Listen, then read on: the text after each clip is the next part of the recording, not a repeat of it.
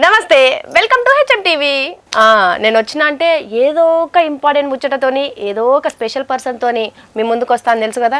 ఇవాళ నేను తీసుకొచ్చిన పర్సన్ ఎవరంటే బిగ్ బాస్ లో నేను బయటికి రావడానికి నన్ను నామినేట్ చేసిండు. అయ్యయ్యో అయ్యయ్యో ఆ టాపిక్ తప్ప ఏ టాపిక్ ఆ టాపికే మాట్లాడతా మేము. నీకు ఏం అన్యాయం చేసిండు నన్ను అట్లా చేసినావు మేము. నా 10,000 కాయిన్ తీసుకున్నావు, 10,000 కాయిన్ ముగ్గురి ఒక్కడు కూడా కెప్టెన్ ఒకటి నీకు స్విచ్ కాయిన్ దొరికితే నువ్వేం చేసేవాడిని కదా. నామినేట్ చేసేవాడు, రీజన్స్ లేవు అక్కడ. ఇంత చిన్న చిన్న రీజన్లతో చేసుకొని కానీ నువ్వు స్విచ్ కాయిన్ తీసుకొని నువ్వు కెప్టెన్సీకి వెళ్ళి నువ్వు కెప్టెన్ అయి ఉంటే ఇమ్యూనిటీ వచ్చేది, నేను వేసేవాడిని కాదు. అంటే నా అంతా నేను ట్రై చేసిన కదా, పాపం బురదలో ఉన్నది బక్కపానం, నేను ఏమంతా చేయగలుగుతా మంచిగా చాలా. ఇంకప్పటికి నేను థర్డ్ వరకు నేను అంటే 4 మెంబర్స్ దాంట్లో థర్డ్ నేనే కదా, గట్టి పర్సన్ల తర్వాత నేనే కదా. ఆడోళ్ళకి పెడితే గెలిచేదాన్ని, కానీ మొగోళ్ళతో కూడా పెట్టేసరికి జర్ర తక్కువ అనిపించింది. ఎట్లా అనిపించింది బిగ్ బాస్ ప్రయాణం నీకు? చాలా బాగా అనిపించింది నాకైతే. సీరియస్గా నాకు చాలా నచ్చింది గేమ్. 70 days ఉన్నా మంచిగా ఆడా. అంటే నేను లోపలికి వెళ్ళేటప్పుడు నాకు చాలా నెగిటివ్ ఉంది, బయట నుంచి ట్రోల్ కానీ, అంటే ఈజీ ఫేమ్ వచ్చేసింది అబ్బాయికి, లేదు టాలెంట్ లేదు, అది లేదు ఇది లేదు, ఫస్ట్ వీక్లోనే వచ్చేస్తాడు, సెకండ్ వీక్లోనే వచ్చేస్తాడు అని నేను ఆ పోస్టులన్నీ చూసుకుంటూనే ఉన్నా. సో ఇక అంటే నాకు కాన్ఫిడెన్స్ పోయింది.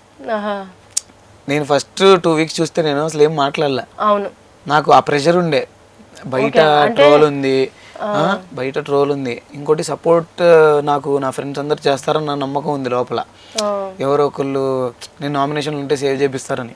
అయితే ఫస్ట్ వీక్లో కళ్యాణ్ అక్క, మాస్టరు, నోయల్ బ్రో, వేరే వాళ్ళు ఫుల్ యాక్టివ్ ఉన్నారు. నువ్వు నేనే డల్. ఫస్ట్ వీక్ నీ మాట వినేవాళ్ళు కాదు, నేను అసలు మాట్లాడేవాడిని కాదు. మనం అనుకునే వాళ్ళం కదా, ఒకళ్ళ మొహాలు ఒకళ్ళు చూసుకునే వాళ్ళం, ఎవరు మాట్లాడినా కూడా ఇట్లా సింక్ అయ్యేది, ఇలా అనేవాళ్ళం. సో ఫస్ట్ వీక్ అలా అయిపోయింది. సెకండ్ వీక్ వచ్చినప్పుడు ఎప్పుడైతే నేను హారికతో డాన్స్ చేశానో అప్పుడు నాకు కాన్ఫిడెన్స్ వచ్చింది.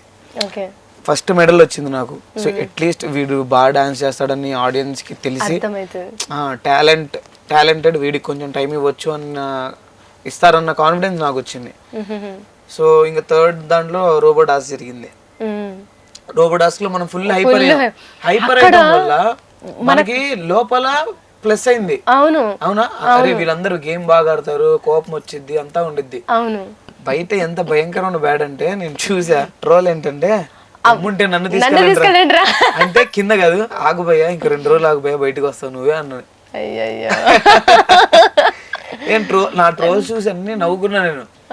అంటే బయట లోపల సిచ్యువేషన్ వేరే ఉంటుంది. కానీ అప్పటి వరకు కూడా రోబో టాస్క్ వరకు కూడా నీ దాంట్లో అంత కోపాన్ని కానీ అంత ఎమోషనల్ యాంగిల్ కానీ చూడలే మేము కూడా కదా.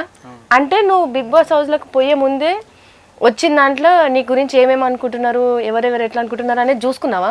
నేను చూసుకున్నా. అంటే ట్రోల్స్ ఉన్నాయి కదా మన దగ్గర. మన లోపలికి వెళ్ళే 2 రోజుల ముందు ఎప్పుడు ఫోన్ తీసుకున్నారు, క్వారంటైన్ లో ఉన్న ఫోన్ ఉంది. నేను చూస్తుంటే అందరు కంటెస్టెంట్స్ కొంచెం అందరూ టీవీ వాళ్ళు, మూవీస్ వాళ్ళు, టీవీ ఆడియన్స్ అందరికి తెలిసిన వాళ్ళు. నేను కానీ, దివి కానీ, ఆర్యానా కూడా కొంచెం బయట తెలిసింది అప్పుడే. నేను, దివి, ఇంకో కొంతమంది అసలు తెలీదు, టీవీ ఆడియన్స్కి అస్సలు తెలీదు. అలాంటిది మా కొత్త ఫేస్ని వాళ్ళు యాక్సెప్ట్ చేసి సపోర్ట్ చేసి లాస్ట్ వరకు తీసుకురావడం అస్సలు నార్మల్ విషయం కాదు. అంత సెలబ్రిటీస్ని మనం టఫ్ కాంపిటీషన్ చేసి ఇవన్నీ ఆడి ఇంతవరకు రావడం పెద్ద విషయం నాకైతే.